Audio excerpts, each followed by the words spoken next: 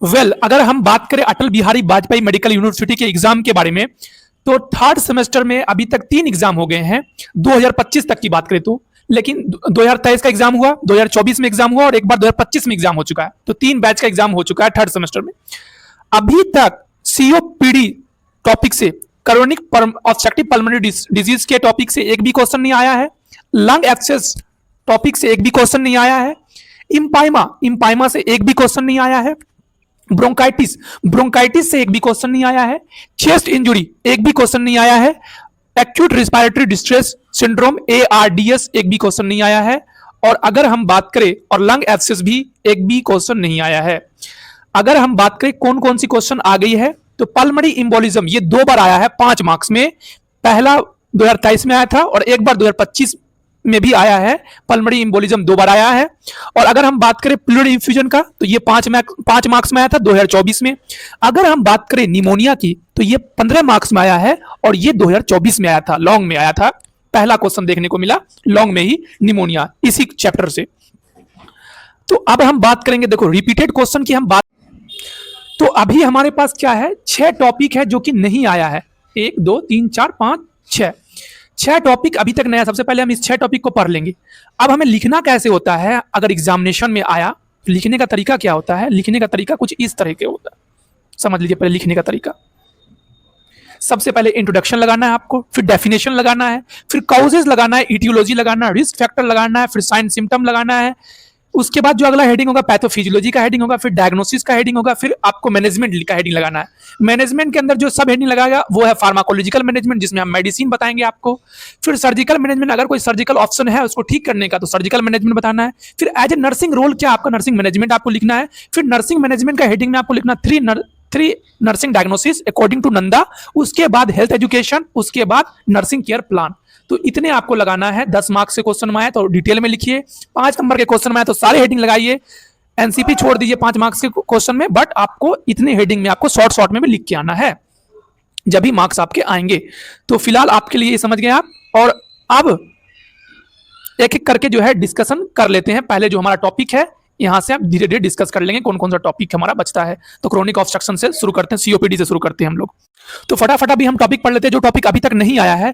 तो सबसे पहला टॉपिक है हमारा COPD, chronic obstructive pulmonary disease. अगर हम इसके डेफिनेशन की बात करें तो ये, इसमें क्या होता है, ऑब्स्ट्रक्शन होता है एयर फ्लो का, लंग्स के अंदर अच्छे से ऑब्स्ट्रक्शन आता है। इसके अंदर ब्रोंकस जो है उसका इन्फ्लामेशन हो जाता है। और एक कंडीशन और है, राइजेस है, इसके अंदर जो है एम्फाइसीमा आता है। तो इसको पढ़ लेते हैं। COPD is a obstructive pulmonary disease, is a chronic progressive lungs disease है, characterized by persistent airflow obstruction. It affect the lungs ability to function normally, making breathe progressively more difficult over time. COPD, अब यहाँ पर देखो important word लिखा हुआ है, इसको आप जरूर देखना ध्यान से।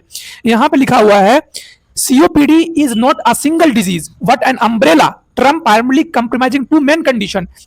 ये एक सिंगल डिजीज नहीं है, इसके अंदर 2 कंडीशन आते हैं।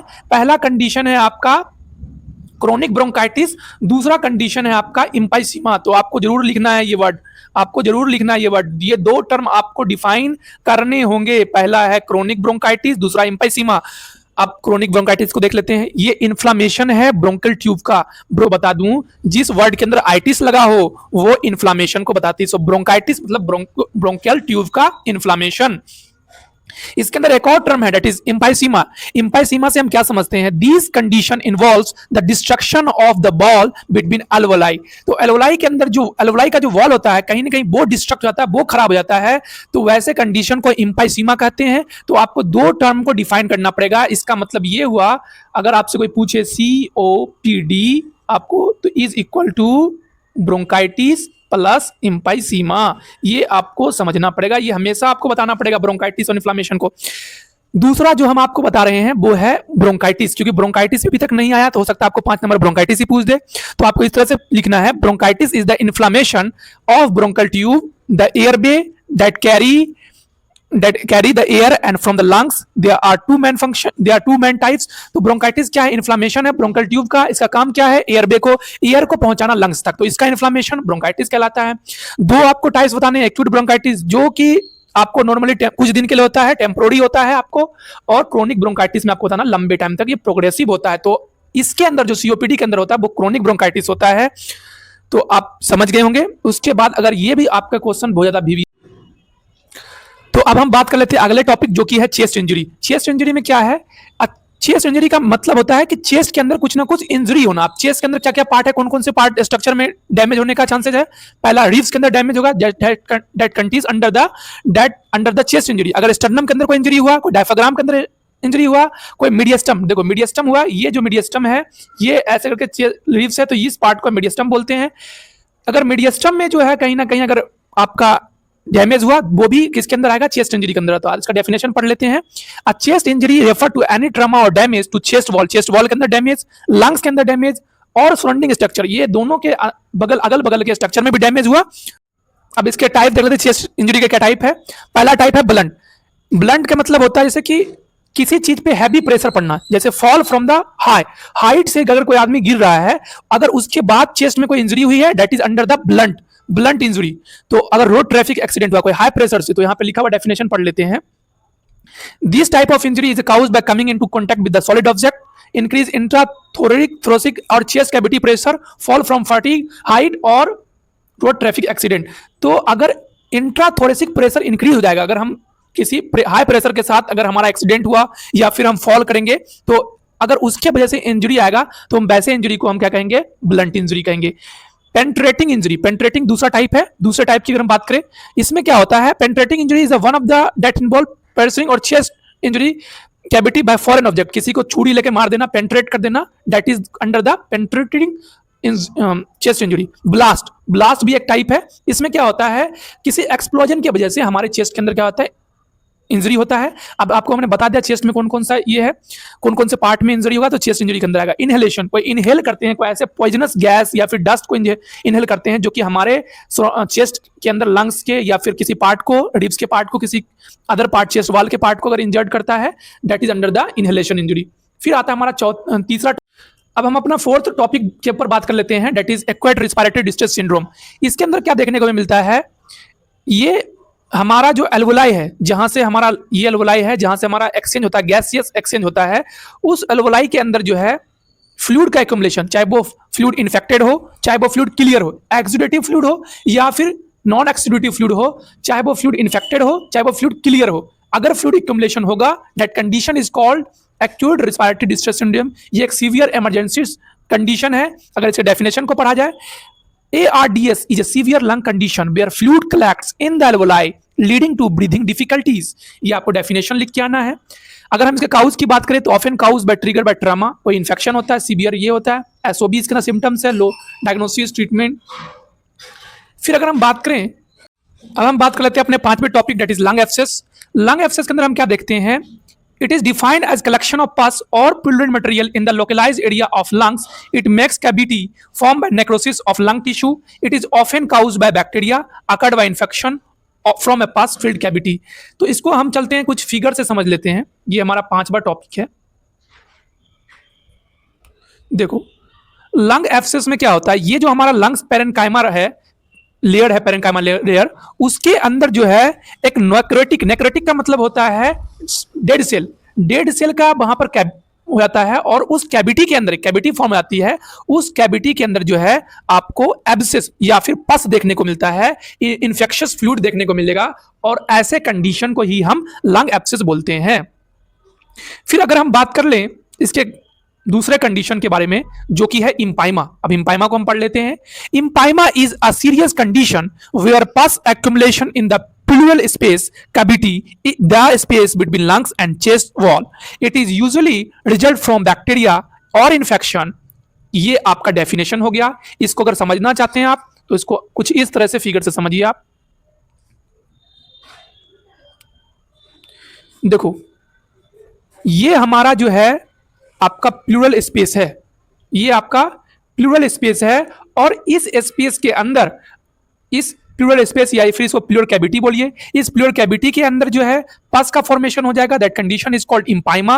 और अगर इसके अंदर होगा पेरेन्काइमा के अंदर, तो that condition is called lung abscess. तो दोनों के बीच का आप डिफिनेशन भी देख सकते हैं आप कि कहां पे पस फिल्ड हुआ। अगर प्लूरल स्पेस के बीच में हुआ, आपको जो विसरल प्लूरा है या फिर जो है पैराइटल प्लूरा के बीच में जो अगर यहां पर फ्लूइड का एक्युमुलेशन होगा, दैट कंडीशन इज कॉल्ड इम्पाइमा। और अगर जो है लंग्स के पैरेंकाइमा में कैविटी का फॉर्म होगा, नेक्रोटिक कैविटी का, और उसके अंदर पस का फील्ड होगा, that condition is called lung abscess. तो यहाँ पर डिफरेंस क्लियर हो चुका होगा। और अगर हम बात करें, अगर मैं अब बोलूं आपको कि लिखा कैसे जाएगा, तो लिखने का तरीका क्या है आप ये समझ लो पहले। तो अभी तक जो हमने समझा वो हमने सिर्फ और सिर्फ डेफिनेशन समझा, ये सारे डिजीज के बारे में हमने समझ लिया आखिरकार होता क्या है। लेकिन अब हम इसके इटियोलॉजी, इसके हम कैसे साइन सिम्टम लिखेंगे, तो ये सारी बातें अब हम धीरे धीरे करके करते हैं बात वन बाय वन। अगर साइन सिम्टम लिखना और रिस्पायरेटरी डिसऑर्डर के, तो आप ये लिख के आइए, कोई भी सा टॉपिक हो, कोई भी आपको डिसऑर्डर दे दे, आप ये लिख दीजिए, कोई दिक्कत नहीं होगा। पहला आपको लिखना है जनरल साइन सिम्टम का हेडिंग लगाना और ये लिखना कफ, ड्राई कफ या प्रोडक्टिव कफ, अपने हिसाब से लगा देना। जिसमें आपको समझ में ड्राई कफ लिखना, ड्राई कफ लिख देना, किसी में आपको प्रोडक्टिव कफ थोड़ा दिमाग लगा के लिख लेना। एसओबी, शॉर्टनेस ऑफ ब्रीथ आपको लगा दोगे, चलेगा सब में। डिफिकल्टी इन ब्रीदिंग लगा दोगे, चलेगा सब में। वीजिंग साउंड आता है, चलेगा सब में। चेस्ट पेन हो रहा है, चलेगा सब में। साइनोसिस लिख दो, ब्लूइश कलर, लगभग चलेगा। हेमोस्पाइड, ब्लड इन कफ किसी किसी में आता है तो आप लिख सकते हो। ये फटीग होता है सच में, अगर आपको सही से सांस नहीं ले पाओगे तो थकावट है, क्योंकि एनर्जी सही से बन नहीं पा रहा है, खून के अंदर ऑक्सीजन जा नहीं रहा, तो आपको जो है फटीग होगा। क्लबिंग इन फिंगर, ये एक तरह का सिम्टम्स है, ये भी आप लिख सकते हो। और फीवर, कोई तरह की अगर डिसऑर्डर होगा तो उसके लिए तो फीवर आएगा ही आएगा, तो ये आप सिम्टम लिख सकते हो। कोई भी कंडीशन हो याद कर लो, ये 9 सिम्टम लिख दो, गलत नहीं बोलेगा कोई। अगर मैं बात करूं स्पेसिफिक, अब आपको स्पेसिफिक लिखना है कि नहीं, मैं एक कंडीशन के बारे में थोड़ा लिखना चाहूंगा। तो इसमें देखिए, अस्थमा का आ जाए तो अस्थमा में आप वीजिंग लिख सकते हैं, wheezing sound. Chest tightness, shortness of breath, cough. Chest injury की बात करें, चेस्ट इंजरी में आप लिख सकते हैं pain, tenderness, bruising sign, difficulty in swelling, swell करने में डिफिकल्टी होना। एक्यूट रिस्पायरेटरी डिस्ट्रेस सिंड्रोम में आप severe of shortness of breath लिख सकते हैं, रैपिड ब्रीथिंग लिख सकते हैं, low oxygen level in blood लिख सकते हैं। इम्पाइमा में आप लिख सकते हैं chest pain, fever, thick cough with sputum, मैंने लिख दिया आपको। कोई भी रिस्पायरेटरी डिसऑर्डर आएगा, आप डायग्नोसिस लिख सकते हैं। मैंने कॉमन डायग्नोसिस आपके लिए लिख के लाया है। पहला है हिस्ट्री एंड फिजिकल एग्जामिनेशन, आपको लगाना है हर एक, चाहे कोई भी आपको रिस्पायरेटरी डिसऑर्डर दे, आपको लगाना है। स्पायरोमेट्री टेस्ट आप कर सकते हैं, चाहे कोई सा भी कंडीशन हो। चेस्ट एक्सरे आप कर सकते हैं। ब्लड टेस्ट, जिसमें कि आप एवीजी देख सकते हैं, arterial blood gases, it measure oxygen और CO2 लेवल, ये जो है चेक करता है, तो आप ये भी करवा सकते हैं। दूसरा ब्रोंकोस्कोपी आप करवा सकते हैं, स्पूटम टेस्ट करवा सकते हैं, पल्स ऑक्सीमेट्री से ऑक्सीजन देख सकते हैं आप। तो ये सारे टेस्ट कॉमन थे। अगर मैं बात करूं रिस्पायरेटरी डिसऑर्डर के हिसाब से कौन कौन से आपको मेडिसिन चलाना है, तो आप देखिए, ब्रोंकोडायलेटर सॉल्ब्यूटामोल आपको लगा देना है, और टर्बिटालाइन, फिमेट्रोल, ये आपको 3 दवाई लिख के आना है। ब्रोंकोडायलेटर मतलब जो ब्रोंकल है, जो यहाँ पे इन्फ्लेमेशन हो गया है, उसको डायलेट करने के लिए, इसको डायलेट करने के लिए, और इसका जो साइज है उसको बढ़ाने के लिए, ताकि जो है इसका साइज जो है बढ़ जाए। जैसे इसका 1D था तो इसको 3D कर दें। 3D करने के लिए जो है कहीं ना कहीं हमें साइज को बढ़ाना पड़ेगा, ताकि सांस जो है, ताकि एयर भी अच्छे से जो है, एयर ऑक्सीजन जो अच्छे से तक पहुंचे। अगर हम बात करें common treatment for respiratory disorder की, तो आप देख सकते हैं, पहला ब्रोंकोडायलेटर। ब्रोंकोडायलेटर क्या होता है, जो कि हमारे ब्रोंकस है, ये हमारा ब्रोंकस है, इसका साइज 1D है। तो अगर हमें इसे 3D में करना है, इसका 3D साइज कर देना है, तो इसमें जो है अगर साइज बढ़ेगा, अगर हम ब्रोंकस को अगर एक्सटेंड कर देंगे, तो एयर भी अच्छे से, एयर और अच्छे से पास होगा, ज्यादा एयर आएगा।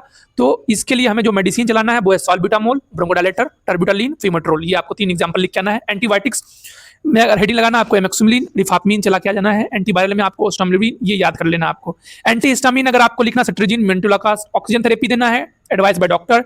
चेस्ट फिजियोथेरेपी आप दे सकते हैं, ब्रीथिंग एक्सरसाइज करवा सकते हैं, कफिंग टेक्निक करवा सकते हैं, कुछ लाइफ स्टाइल का मॉडिफिकेशन कर सकते हैं, जैसे स्मोकिंग को छुड़ाने का काम, और इन्वायरमेंटल कंट्रोल सही से, मतलब जहां पर जो इन्वायरमेंट पॉल्यूटेड है उस जगह से बचना। वैक्सीनेशन करवा सकते हैं कुछ, जैसे कि निमोनिया के लिए आता है कुछ वैक्सीन, जो कि हमारे वायरल इन्फेक्शन से बचाता है।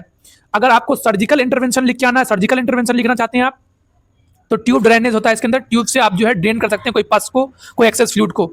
और जो है थोरेंटेक्टिस करवा सकते हैं, जिसके अंदर थोरेसिक कैविटी से जो है आप उसके अंदर आप जो है इंसिजन लगा के वहां से जो है आप कुछ जो है पस को डायरेक्टली आप जो है एक्यूमुलेट कर सकते हैं, ये बाहर निकाल सकते हैं, एक्सक्रीट आउट कर सकते हैं। पोस्टुरल ड्रेनेज करवा सकते हैं। फिर आपको अगर हम बात करें नर्सिंग का क्या रिस्पॉन्सिबिलिटी बनती है, तो पहला है assess the respiratory rate, O2 levels, lung sound, administer prescribe medicine, that is bronchodilator, corticosteroid, antibiotics. फिर आता है आपका ensure airway patient patency through suctioning nebulizer, use proper positioning, administer and monitor oxygen therapy as prescribed, ensure correct equipment usage, teach patient how to manage their condition, that is inhaler को कैसे use करना है, life style को कैसे change करना है, तो ये सारी बातें लिखनी है। फिर monitor and maintain chest tube drainage, chest tube को कैसे ड्रेन करना है, और अदर ड्रेनेज सिस्टम को कैसे ही आपका इंश्योर करना है कि वो प्रॉपरली सही से काम तो कर रहा है, प्रॉपर फ्लूइड देखना है, एयर रिमूवल चेक करना है ट्यूब का जहां से ड्रेनेज हो रहा है उसका, और कॉम्प्लिकेशन से प्रिवेंट करना है। नर्सिंग डायग्नोसिस की बात करें अकॉर्डिंग टू नंदा आप कैसे लिखना चाहेंगे, तो इंपेयर्ड गैस एक्सचेंज आप लिख सकते हैं, रिलेटेड टू आप लिख सकते हैं, जैसे कि इनइफेक्टिव ब्रीदिंग पैटर्न, यहाँ पे इनइफेक्टिव ब्रीदिंग पैटर्न लिखना होगा, as evidence by low oxygen saturation, dyspnea and cyanosis, ineffective airway clearance related to excessive mucus production, as evidence by increase sputum production, wheezing and ineffective cough. तो ये है activity intolerance related to chronic respiratory condition such as COPD and heart failure, ये आपका बन जाएगा तीसरा। Fatigue के ऊपर आप बना सकते हैं, fatigue related to respiratory disorder, respiratory as evidence by inactive social work. फिर आता है सोशल विड्रो, सोशल से भी विड्रो होगा, इसके ऊपर भी बना सकते हैं, related to chronic respiratory productions as evidence by sadness anxiety, ये सारा कंडीशन ये आप बना सकते हो।